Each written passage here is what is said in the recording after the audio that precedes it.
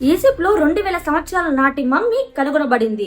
ఆశ్చర్యకరమైన విషయం ఏమిటంటే అతని నాలుక సాధారణమైనది కాదు, బంగారంతో తయారు చేయబడింది. ఈ మెరిసే బంగారపు నాలుకను మమ్మీ నోటిలో ఎందుకుంచారు? 2002లో శాస్త్రవేత్తలు ఈజిప్ట్లోని టపోసిరిస్ మాగ్నా అనే సమాధిలో ఒక మమ్మీని కనుగొన్నారు. వారు దానిని స్కాన్ చేసినప్పుడు దాని అస్థిపంజరం పూర్తిగా సాధారణంగా ఉంది. కానీ ఒక విషయం వింతగా ఉంది. నోటి లోపల స్వచ్ఛమైన బంగారు నాలుక. ఒక వ్యక్తి చనిపోయినప్పుడు వారి ఆత్మ తదుపరి లోకానికి ప్రయాణిస్తుందని మరియు ఈ ప్రయాణంలో ఆత్మ దాని స్థానాన్ని కనుగొనాలని పురాతన ఈజిప్టియన్లు విశ్వసించారు.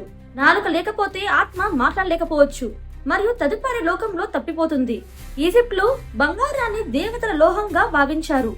అది భూమికి చెందినది కాదని వారు నమ్మారు. అది ఆకాశం నుండి వచ్చిన పదార్థమని, అది ఎప్పుడు తుప్పు పట్టదని, అలాగే ఎప్పుడు కూడా అది అరిగిపోదని చెప్పి భావించేవారు. ఎవరి నాలుక బంగారంతో తయారు చేయబడితే ఆత్మ ఎల్లప్పుడూ మాట్లాడగలదు. అతని మరణం తర్వాత కూడా అతని మాటలు అంగీకరించబడతాయని ఇది ఒక సంకేత హామీ. ఆసక్తికరమైన విషయం ఏమిటంటే ఒక మమ్మీ మాత్రమే కాదు, అలాంటి అనేక మమ్మీలు కనుగొనబడ్డాయి. వాటికి బంగారు నాలుక ఉంది లేదా నోటిలో బంగారు రేఖ ఉంచబడింది. ఇది ఒక ఉన్నత తరగతి ఆచారం అని సూచిస్తుంది.